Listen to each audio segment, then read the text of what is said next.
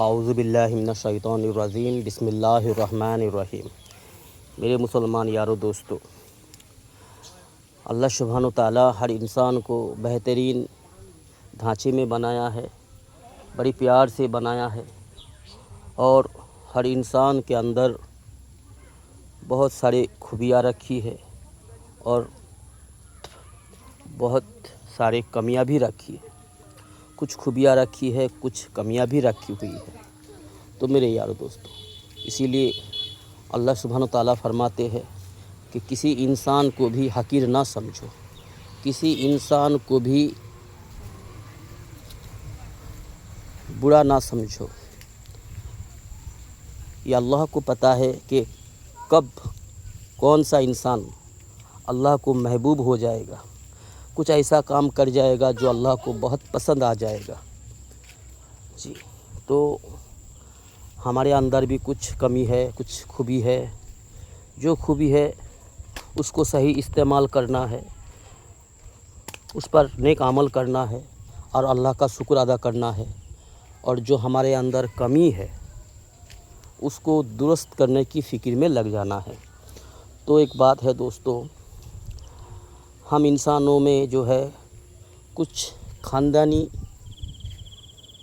صفت ہوتی ہے، گن ہوتی ہے، جو خاندان سے بلونگ کرتا ہے، جو ہے خون کا کچھ گاڑی چلے جاتا۔ ہاں میرے یارو، کچھ خون کا جو سسٹم ہوتی ہے، کچھ ڈی این اے کا بات ہوتی ہے جو ہر نس میں ہوتی ہے۔ کچھ دادا پڑے جا جو نہیں، ہر خاندان میں جو ہے کچھ اپنی خون کا اثر ہوتی ہے۔ جیسے ہم دیکھتے ہیں ہمارے محلے میں، ہمارے آس پاس ہر جگہ ہے، بہت سارے ایسے خاندان ہوتے ہیں جو خاندانی بیماری ہوتی ہے، خاندانی کمیاں خرابیاں ہوتی ہے، اور کچھ خاندانی خوبیاں ہوتی ہے، اچھا گن ہوتی ہے۔ تو ہم دیکھتے ہیں بہت سارے خاندان میں کچھ سمے کے بعد دیکھا جاتا ہے وہ بہرا ہونے لگتا ہے، مطلب کان میں کم سننے لگتا ہے۔ کچھ خاندان میں دیکھا جاتا ہے کہ اس کی آنکھوں کا کمزوری ہو جاتا ہے۔ بہت سے خاندان میں ایسی ہوتی ہے جو کم عمر میں بال سفید ہو جاتا ہے۔ بہت سے خاندان میں ایسا ہوتا ہے جو جس کا دانت گرنے لگتا ہے۔ ایسے خاندانی کچھ بہت سارے جو بیماریاں ہوتی ہے یا جو پھر خرابیاں ہوتی ہے وہ ہوتی ہے، وہ بھی اللہ کی طرف سے ہی ہوتی ہے۔ لیکن بہت سے ایسے خاندان ہیں جس کے خاندان میں جب تھوڑا بہت عمر ہو جاتا ہے تو وہ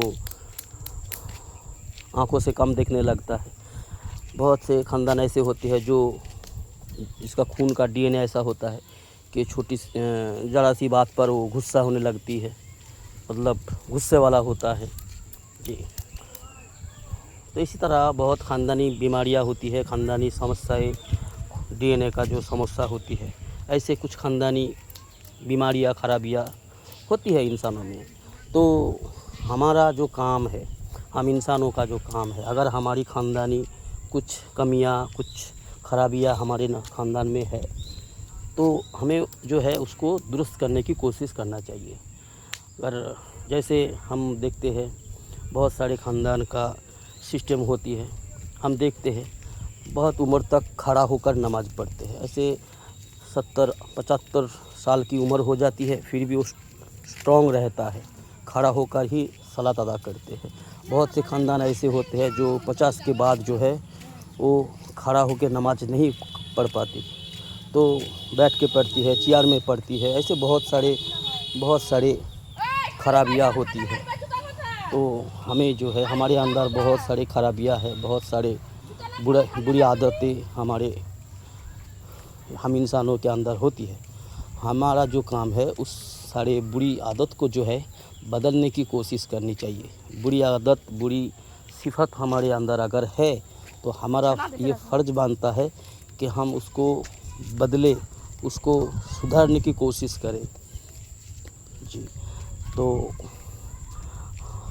اور جو ہے عالم علماء سے مل کر، عالم علماء سے جانکاری لے کر نماز پڑھنے کا صحیح طریقہ کیا ہے، قیام کے حال میں نظر کہاں رہنا چاہیے، رکوع کے حال میں نظر کہاں ہونا چاہیے، رکوع کس طرح کرنا چاہیے، ہاتھ کس طرح باندھنا چاہیے، اور سجدے کے حال میں نظر کہاں ہونا چاہیے، یہ سارے اور بھی بہت سارے سسٹم ہیں جی۔ کس قدر شش بیٹھک میں بیٹھنا چاہیے اتحیاتوں میں، یہ سارے چیز، اور نماز کی اور بھی جو باطنی جو چیز ہے، جو اندر کی بات ہے، سورہ فاتحہ ہو یا پھر رکوع کا تسبیح، سجدہ کا تسبیح، اور سارے بہت سارے دین اسلام جو ہے سمندر کی طرح ہے میرے دوستو۔ دین اسلام کی علم بھی سمندر کی طرح ہے، علیم اللہ ہے، ہر چیز پر علم رکھنے والا، ہر جانکاری اللہ کا ہے، اللہ کا ہے۔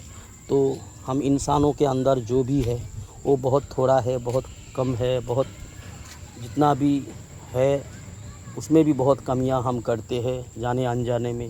تو ہمیں جو ہے اس کوشش میں لگے رہنا چاہیے کہ ہمیں دین اسلام کے بارے میں صحیح علم حاصل کرے، زیادہ سے زیادہ علم حاصل کرے، اور اس پر جو ہے نیک عمل کرے، اور لوگوں تک حق کی دعوت پہنچائے، صحیح اور غلط کا جو ہے لوگوں تک دین اسلام کی صحیح علم، صحیح دعوت پہنچائے، یہ ہمارا کام ہے۔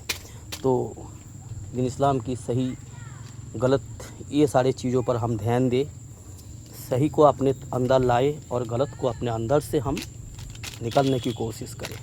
ہم کوشش کریں گے، اللہ ہمیں کامیاب کریں گے، یہی ہمارا ایمان ہے اور یہی ہمارا اللہ کا فرمان ہے۔ تو میرے یار دوستو، اللہ کا نیک فرما بردار غلام بنو اور رسول اللہ صلی اللہ علیہ وسلم کا فرما بردار امت بنو، یہی ہم سے مطالبہ ہے، یہی اللہ ہم سے چاہتا ہے۔